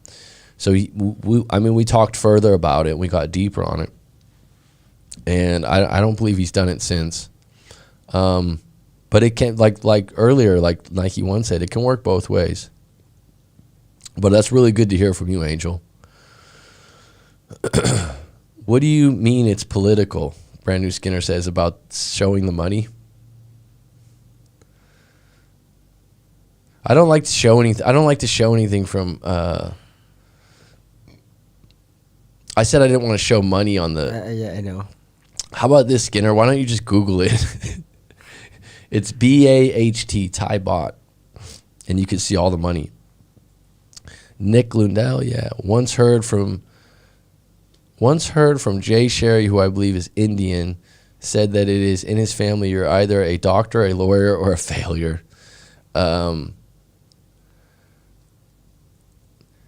Yeah, they got a lot of pressure in that culture. It was funny because there's Tim Ferriss, who I really like and respect, who has a podcast, and growing up in the Bay Area, which now is the Silicon Valley, we just called it the Bay Area, whatever, when I was a kid. There's a lot of Indians that live there now, which is cool. I grew up with Indian friends and stuff. But there's one guy that he went on the Tim Ferriss show, and he's like, how to negotiate like an Indian, because he's Indian, and he's basically bragging about how to negotiate in a way that's so fucking cheap. And I was thinking, I don't want to negotiate that way. And he's telling the story about how Alep's face right now. Come on, make fun of that. But I'm just like, first of all, I had to protect myself. I'm okay with Indian person, but I just have bad experience when I have make service with them. But I'm saying that so he's saying how to negotiate like an Indian. He's telling this story about his dad who got a car that the way he negotiated it was like, it wasn't admirable. That's not the way I want to negotiate things. Some people negotiate for sport, meaning it's not about, they don't need to save money. They don't need to save the money or anything. It's like me, I just want something where I win and you win. Like, give me good value. Be fair with me. And don't make me pay more than I should pay. I want you to make some money, but not screw me over. Mm-hmm. Right? And I appreciate it because I've been on both ends. I've been a salesperson before. I've been above board. I never try to screw people over. Michelle Pfeiffer. Okay, I would say my favorite was the Holly Berry Catwoman. Michelle Pfeiffer. Nolan Ryan, the baseball player. Uma Thurman. I forgot Uma Thurman was in Batman. Who? Uma Thurman. Do Do you know who Uma Thurman is? No. God, do you know Kill Bill? Yeah. Kill Bill, the main character in Kill Bill, Uma Thurman. Ah. Who? You would like Kill Bill. You like Yeah. movies like that, Yeah, right? I like Kill Bill. Yeah, that's like a classic. Yeah. I think Tarantino direct that, right? Yeah, Yeah. Show me he's from San Francisco Yeah. show or me his Bay Area. face. Then show me his face. Then Quentin Tarantino. I You- just I just ring about Quentin Tarantino, but Kill Bill. Oh yeah, Catwoman. Everyone gets on the Batman thing. This is funny. His name is Jay Iowa. Shetty, super famous monk. Now he's really successful. Well, good for him. Yeah, no, I think that there's some of those cultures it really works out because they end up very successful, but they have a lot of pleasing to do. What's up, Tommy Willis? How you doing, buddy? I saw on Instagram briefly that you got. Did you move up in some way in the military or something like that? I did say congratulations, but I was almost hesitant because I didn't know exactly what it was for, but I knew you were moving up quickly. Who's the guy talking? I haven't been on live in a while. That's Aleph. Used to be a former student of mine when I used to teach at the university, and Danny. Aleph helps me out with video editing, and Danny also helps out with video editing and the sound on the microphone right now. So I said, why not just give them a mic and chime in so I'm not all alone here? So we got, between the two of them, we got 46 years of wisdom. They're 23 each. And a Thai perspective, right? But it's always nice to just hear someone else's opinion sometimes. They're good dudes. And they admit when they don't know something, which I always think is valuable. There's a lot of people that'll just try to like, oh, yeah, I know what that is. And then they'll just talk some bullshit. Aleph will be like, no, I don't know what that is. What is it? Why you get to pretend that you know that? Yeah, it might be an American culture thing where people just go on and on. Thor, great name. Thor Odinson. Hey, Mac, thank you for my video reply you did the other day. The Can I Fix My Ex video, it was insightful. I'm glad I gave you enough details work with. I'm planning to stay in no contact. Okay, Thor, thanks for sending that in because that was a story from 2 days ago, and it was really well written, in the sense that I think Aleph even said this guy can write, like he can write well. Yeah. Because even though it was long, it wasn't boring. You kept. Sometimes people write and they write dead ends and they start new things. It was like, all right, then this happened next, and you were vulnerable, Thor. You were able to say where you did some things wrong. That's the best thing to write. You weren't hard on yourself. You were just honest. That was your story, and that's the best way to do it. And I'm sure Thor, his ex-wife gonna give you to Valhalla. What? Valhalla. Oh, Valhalla meaning the heaven for Vikings? Yeah. Is that the heaven for Vikings? Yes. Yeah. And Thor is I know is a Thor. no- Yeah. I know what you mean. For you, Thor, I would say stay in no contact, and the fact that you have a lot of confidence and you're getting action from other women and dates, and the fact that you're in long distance, meaning that you live in different states and whatnot, it's going to help you move forward. Stay off the social media if that's an issue. But at this point, give yourself credit that you tried. You gave it a good effort. And be honest. One of the things when people want to go back to an ex, be very honest why you're going back. It's a really interesting question to go back. Like if you're tempted to go back or call them, what's my real intention? I'm not saying this about Thor, but one of the most common ones for guys to go back to relationships that were bad is intimacy. It's like, they won't say that. They'll be like, oh, I miss her or this or that. It's like, I haven't hooked up with a woman in a month or something like that. That's a very common one. So ask yourself, if you're tempted to break no contact, what's my real intention here? Do I really want this woman long term? Do I really want to deal with all her problems long term? Or is it what I really want just to hook up and talk to someone because I'm lonely. That's not directed at you. That's just to get you through that no contact part. Did you feel better after I read the story as far as just being a little bit more clear on what happened and why? And what was your take as far as writing out the story? Did that help you? Kill Bill is dope, says, oh, Johnny. They mimic Kill Bill on SpongeBob, I think. I don't watch SpongeBob. Do you watch SpongeBob? Yeah, I did it when I was a kid. I'm good. Oh, Johnny, I actually had a bit of a cough the last couple of days and was a little bit tired. So I was like, oh man, what's wrong? But now I feel great. It's like had a really good night's sleep. I woke up this morning, I'm like, oh my God, I feel 10 times better. Tommy, laugh out loud, 22 each. 23 each, yeah. 23 each. Wise as can be. I came across this the other day and was like, damn, I need to share this. This is what I needed to hear when I was going through my breakup with my long-term ex. If you really want to escape all the things that... I came across this the other day. Okay, if you really want to escape the things that harass you, what you're needing is not to be in a different place, but to be a different person. That's pretty deep. If you really want to escape the things that harass you, I think I don't like the word harass, but okay. What you're needing is not to be in a different place, but to be a different person. That's a good point, man. Well, what I'm getting more and more deeper on is the secret sauce to getting through a breakup is to be more introspective, to go within. And a lot of what you're doing is whistleblowing and going, she or he did this to me, she or he did this to me, she or he doesn't want to talk to me. And really, you got to get into like, what do I want here? How am I going to deal with this? You got to take responsibility and accountability and get introspective. Read that from a Stoic philosopher. Thanks. I actually heard you out too. I blocked her Insta and Snap. I'm doing exactly as you said. Just let the dust settle.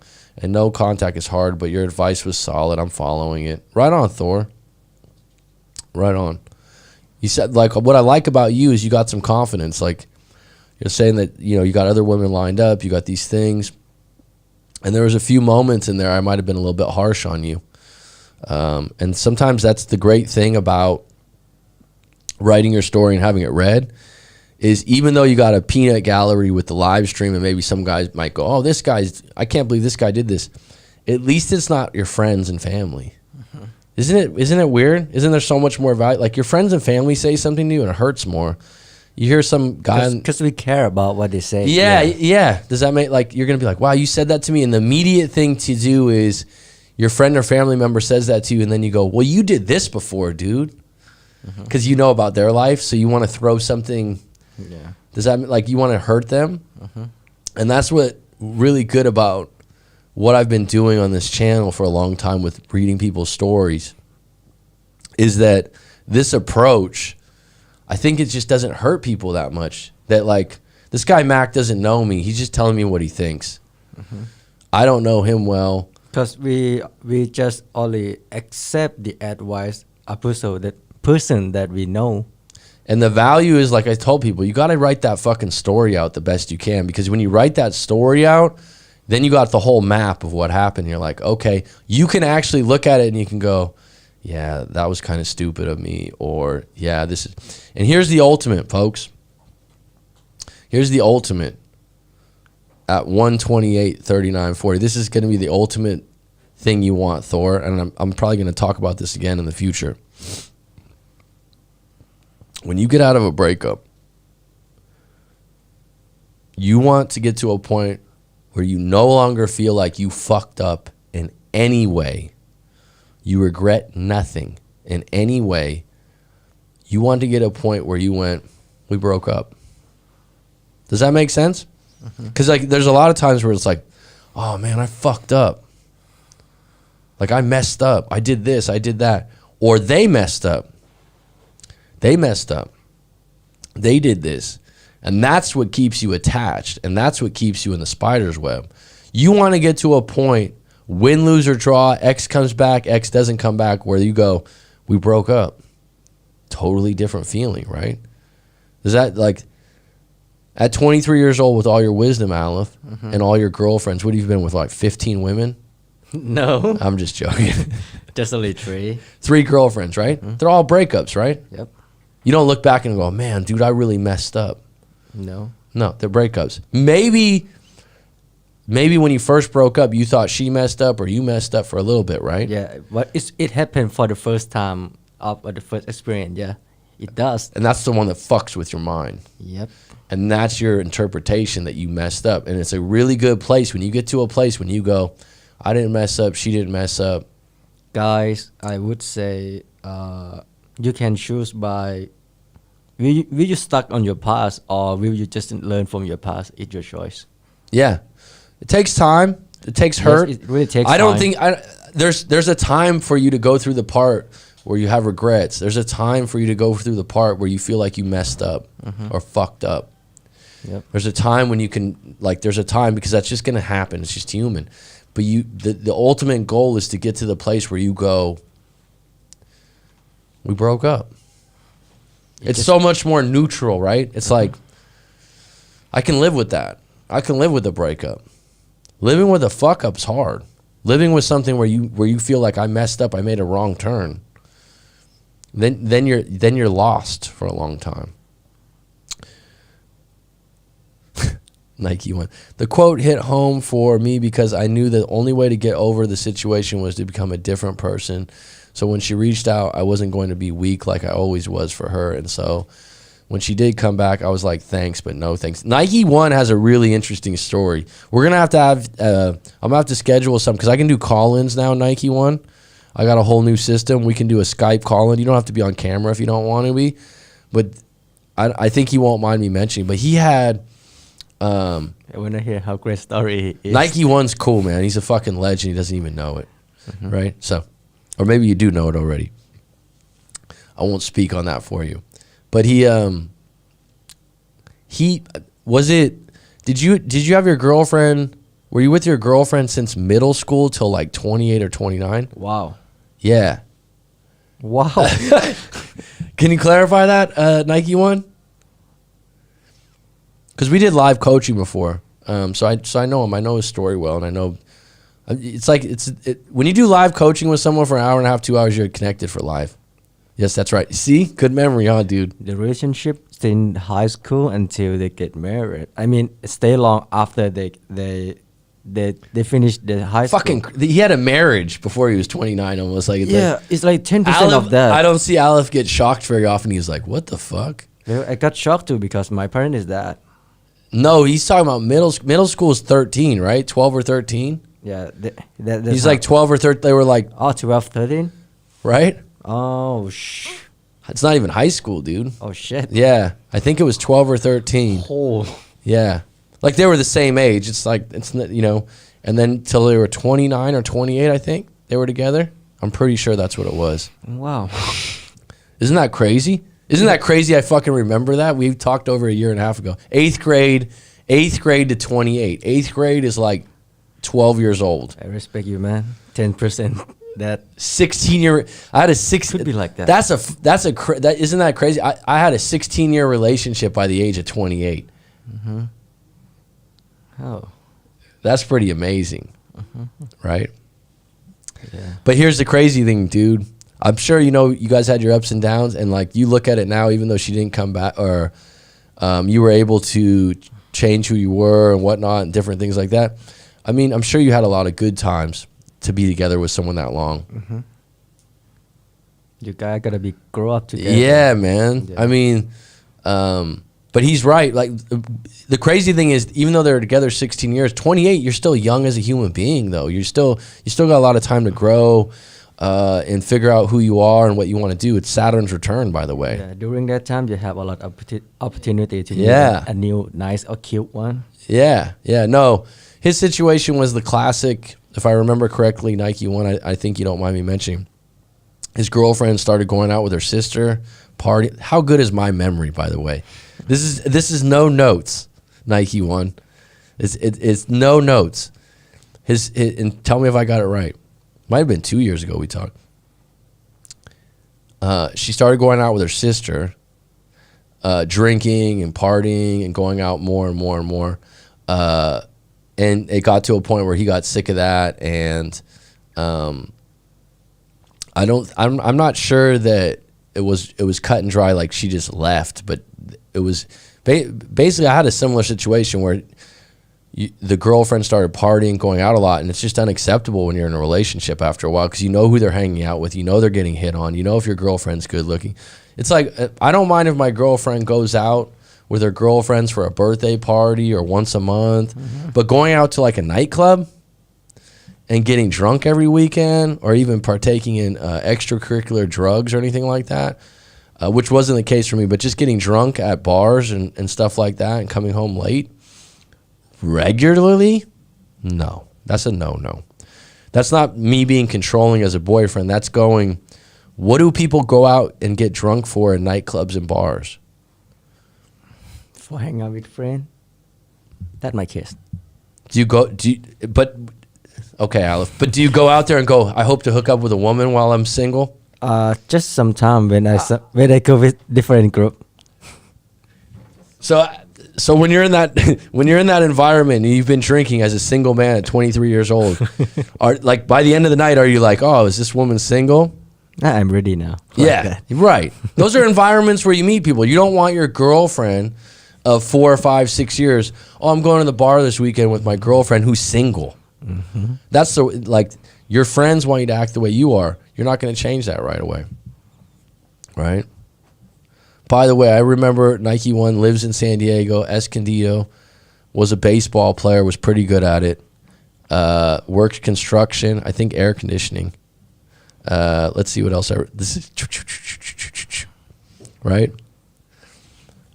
Oh God, my ex used to do that. She was an alcoholic. It's like, why go out and drink your man at home? I don't mind. I had a girlfriend in the past. She goes out with her friends sometimes, and her friends always liked. My girlfriend's friends always liked me, so I've never had an issue with friends. Like when I don't like one of a girlfriend's friends, it's usually because they're not a fucking very good person. I can see right through them. They're not good with my friends. So my girlfriend's friends would come over here and pre-party, and they'd be like, "Oh, hey Mac, you want to come with us?" They'd invite me to go with them. That's actually what should be happening. Mm-hmm. They should invite you to go out. It shouldn't be like, oh, we don't. It's a ladies' night. It's a ladies' night. If it's a ladies' night, like once a month, once every couple months, fine. If it's every weekend, it's a habit, dude. It's a habit. It's a habit. So that kind of stuff, like I said, you don't have to stay home all the time. I don't mind that. I don't mind you going out with your friends. If you're with someone, you trust them. There's certain environments where people's judgment gets clouded. Mm-hmm. It's like someone was telling me before, oh, cheating, it's not a mistake. It's never a mistake. It's like, well, if someone goes out with their friend and gets really wasted, they can make a mistake. If they do it repeated times, then it's who they are, right? It's not, that doesn't mean you need to forgive them, because that's on you if you want to forgive them, right? It was too often for me. They hated me. I was the grumpy adult. I mean, like I said, it's a different part of your life, but I don't want my girlfriend to, that wants to party every weekend with her single friends. Because that just puts you in competition with all the guys that's coming up to her over and over again. Aleph's out. He's had enough. No, he's just gonna go to the toilet. Yeah, he's got a bathroom break. Damn, coach, that memory is on point all the way down to the job. It's a Rolodex in the head. I had more details come to my head, but I wasn't going to share them on the thing. That's what happens when you have a conversation and you listen to people. You don't have your phone in front of you, and you seriously listen and interact in a serious conversation where you care to help someone. Not just help someone, but engage in their life. That's what I do. We're all accountable to some degree. Yep. Oh no, if you If you go out and you hook up with, you need to be accountable. You need to be responsible for it. You need to be responsible for it. Absolutely. Right. But you also, Leandra, like, for example, my niece, this happened a while back. My niece is 25, 24. She goes out. She lives near a college town and whatnot. I said, you got to be careful because guys are fucking animals. They are. There's a lot of bad shit that goes down in those college areas and stuff. Yeah, I'm fine. She woke up one morning and a girl at a girl's house, and the girl's like, I just took you home. You were passed out on the sidewalk in front of a bar, and there was, there's people around you, so I just brought you home. She was fucking drugged, right? Like, she was drugged, that happens here in Thailand, like, too, like what's it called? Like, in America, we could say roofied, but we have there's other stuff here, right? Yeah. It actually happens to guys here, I think. Yeah. A friend of mine that's a guy had it happen to him here. Anyways, like that, your girlfriend being in those environments regularly, you're just upping the ante of that happening. Now, luckily, nothing happened to my niece, but that someone could say like, oh, that's not her fault. No, she was in an environment taking shots that there's people out there like that you're gonna come across that are just fucking animals. And you got to filter for that stuff early. But here's the thing: in your relationships in your 20s, people change more. They do. They change who they are. They change who they hang out with. They change their jobs, and they're more susceptible and malleable to not being the person you first started dating. You know what I mean?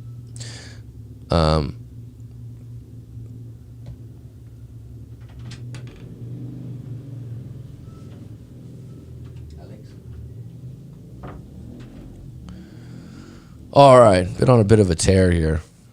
I agree, Mac. I go to the pub often on my own, only to eat. I'll never go out on my own just to drink. I will do that at home.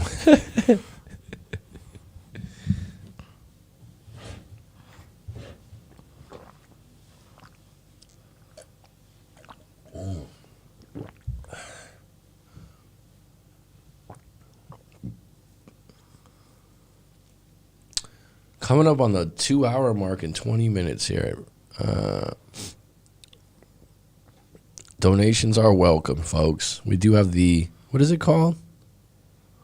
Show your support for Coach Mac McCarthy. What is this other one? Custom emojis. Do people actually buy custom emojis on the... Oh, there is. I think it's a new system of YouTube that they're going to make for a membership. Like only for membership. Oh, and a custom emoji. This is interesting. And you can create anything that you want for your member. Interesting. Well, I'm at a point now where we gotta develop a tribe. I think we have to have our little special team. All right. Oh, Johnny, how are things going with the girlfriend right now? Leandra, I know you're doing well. Nike, you're doing outstanding. Must be pretty late over there, Nike One. You're a night owl today. Anyone have any topics they want me to discuss this week on a future live stream? I just had one come in a couple of days ago. What was it someone asked? Drawing a blank right now. This was a good, why do people stay in bad relationships? Like I said, I feel like I've talked about it before, but this was a different angle today. Seems so obvious, doesn't it, sometimes?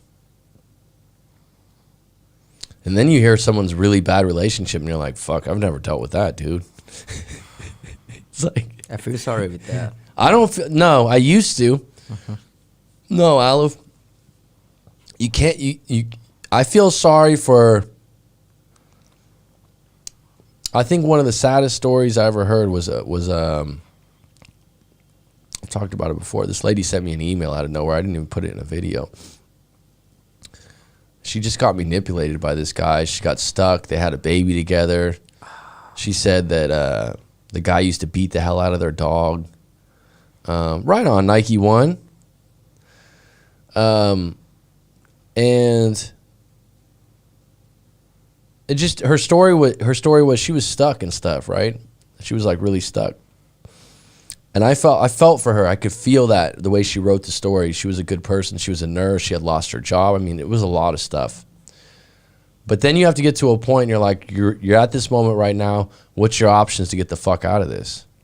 And the thing that people don't want to deal with, myself included in the past, and myself included, like let's look at this even when you're in a job you hate.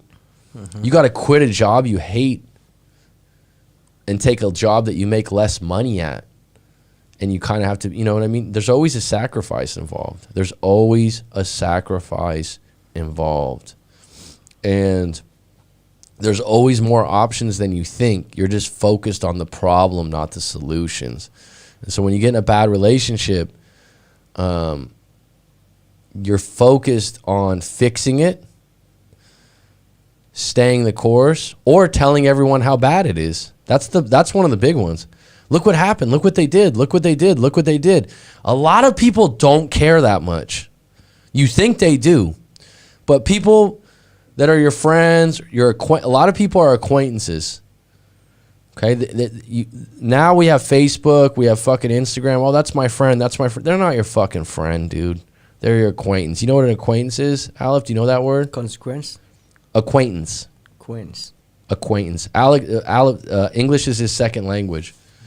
So, acquaintance would be someone like you know them. You know them. They say hello to you. You know them at a restaurant or something like that, but they're not really your friend. You're not going to call them up to hang out, and you're not going to call them up with your problems. But even the people that you kind of think are your friends, they're actually your acquaintances too.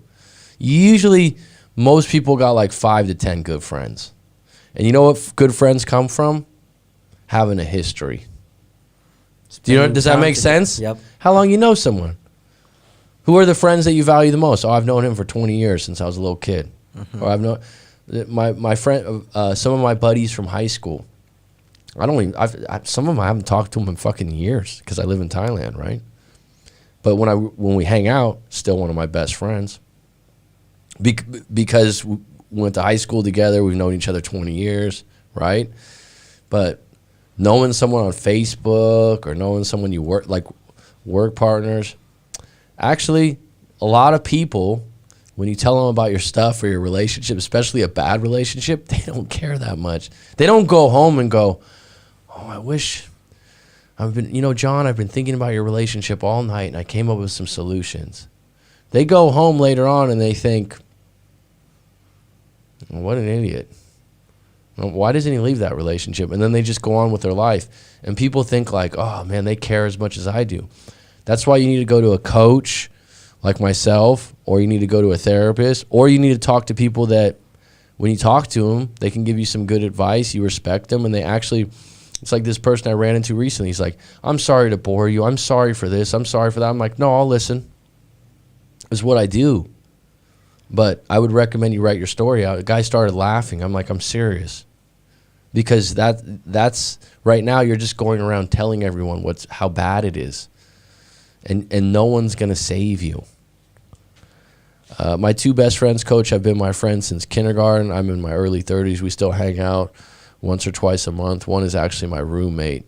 That's really cool, dude. I actually was going to say that I haven't had friends since kindergarten, though. None of my friends since kindergarten, because I went to 3 different areas for my school. Like, we have you don't do that in Thailand, huh? Like, where you have 3 different schools. How many schools did you go to, Aleph?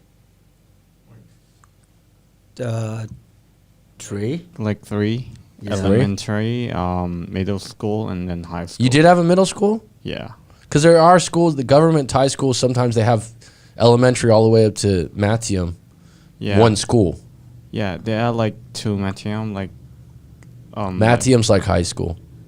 Yeah, only for like Mathium 3 to 6, that's the high school. But 1 to 3 is the middle school. But there's some schools that have it all in one. Yeah. I've taught at a school like that before. Okay, that's why I was asking. But I went to 3 different schools that had 3 different, in other words, not everyone went to the same school because it's different areas. So you'd go to the middle school, and the middle school I went to, all my friends from the elementary school went somewhere else.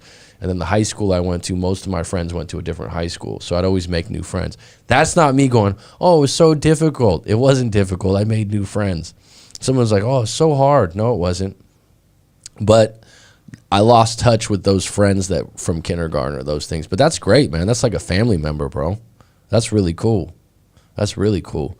Having a good roommate is really nice.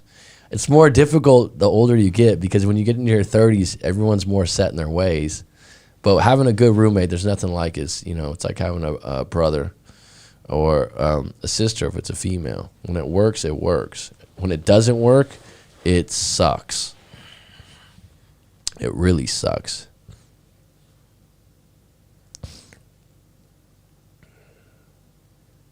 How is everything in San Diego right now? Is the COVID okay there? Are things all right? I'm going to give it 10 more minutes here. Aleph waning right now. You're hungry, huh? No. You're not hungry? Yeah, not yet. 2 hours is a long time to be on the mic for you, I know. Sticky rice and chicken is also in my stomach. Sticky rice and chicken? Yes. Maybe sleep late last night. Oh, you didn't sleep good last night? Yes. Did they have you drinking at that gig? Not that. Yeah. They were buying you drinks? Yes. Cocktails or beers? Cocktails. Aleph is a photographer also. Freelance. He's a freelance photographer. Yep.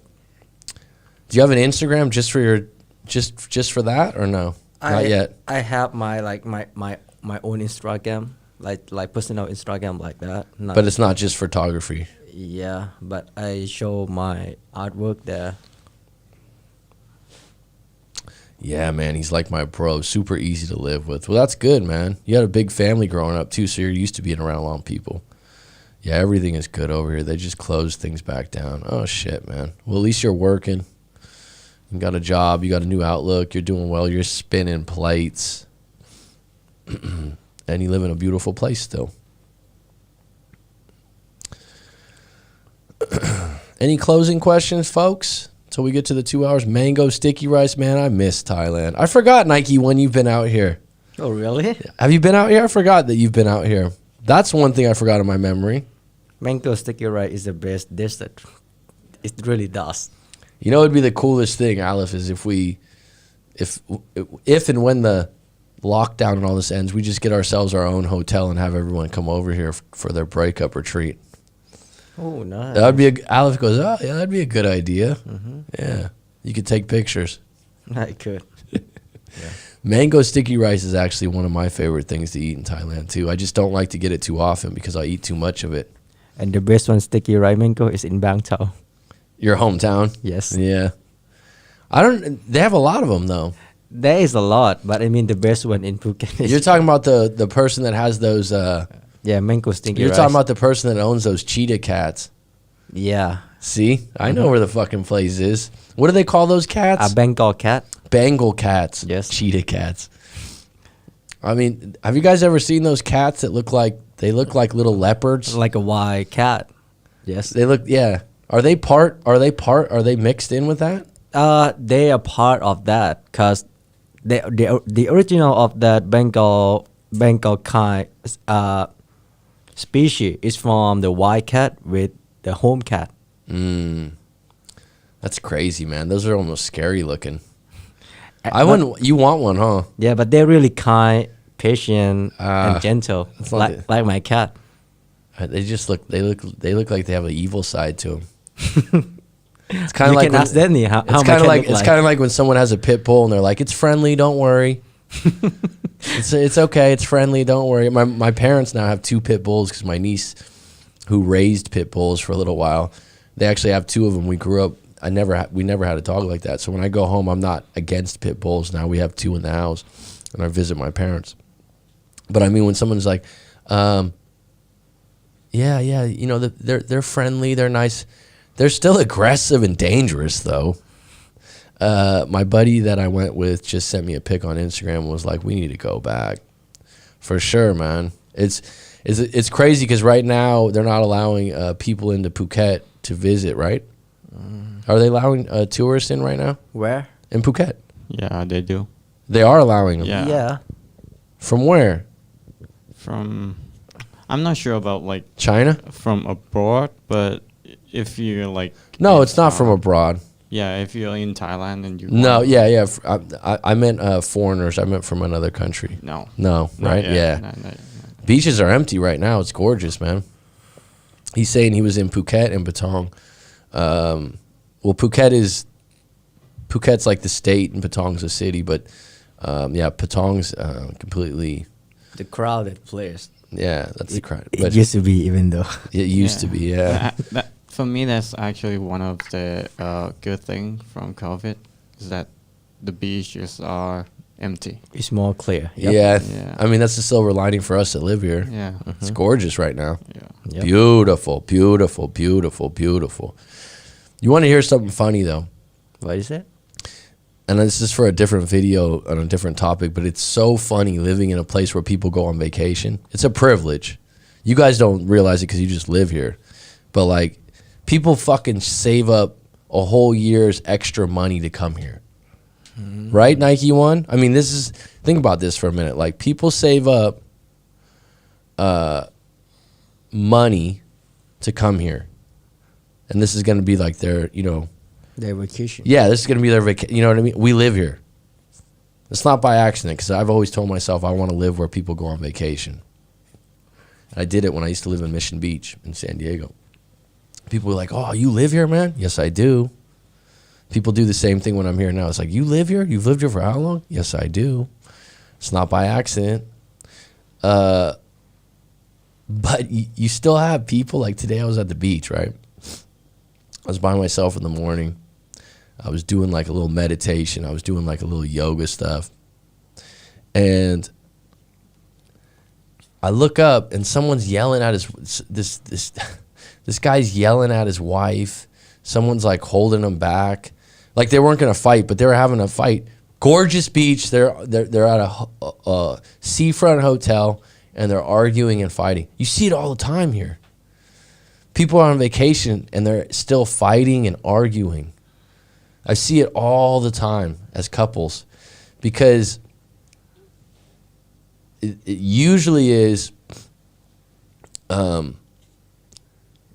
problems you have in your relationship or the things you don't like. You can't just leave those at home when you go on vacation. Do you know what I mean? Like you can't. Like you'll be like, geez, man, those people look miserable. And they're at a 5-star hotel on the beach, and they're not talking to each other. You can't change the relationship in a week with a beachfront spot. Leandra, history with best friends is massive, and it's a timeline. I've met great people whom I want to continue that timeline with. That's great, Leandra. I could see that in you. I still remember we stayed at the Friendship Resort in Phuket. That place was awesome. Friendship Resort? I don't know that place. Oh, really? Friendship Resort, do you know it? I don't Is that in know that. Patong? I wouldn't know. I don't know those places. There's so many hotels here. Yeah, it's a lot. So Well, next time you want to visit, when the things open up again, you just contact me and I'll get you the red carpet. I've actually had a few former clients email me and go, Mac, I want to come out there. Is it cool if we have lunch? And what hotels do you recommend? And then whatever places I've recommended to them, they're always like, man, there's great value here as far as like beachfront hotels and stuff. Oh my goodness. And it's a great thing for someone if you're making money in California or one of these places that, this is where you want to retire, man. All right, folks, we're up on 2 hours. I appreciate the live stream today. This has been excellent. This has been a good run. I didn't feel good the last couple of days. I wasn't on point, and today definitely made up for it. Thanks, Aleph and Danny, for contributing. This is coming together as a real podcast here. We're going to have to put this on a few different things. I'm definitely hitting you up, Coach, next time I'm out there for sure. For sure. I always like to play the host out here. It actually recreates me being here for the first time again. Anthony, great explanation of 4F. Thanks, Sabina. Didn't know you were still on deck. Thanks for giving him some credit on that. All right, folks, it's been good. It's been grand. And today it's going to be curtains. Have a good Have a one. good day, everyone. Bye bye.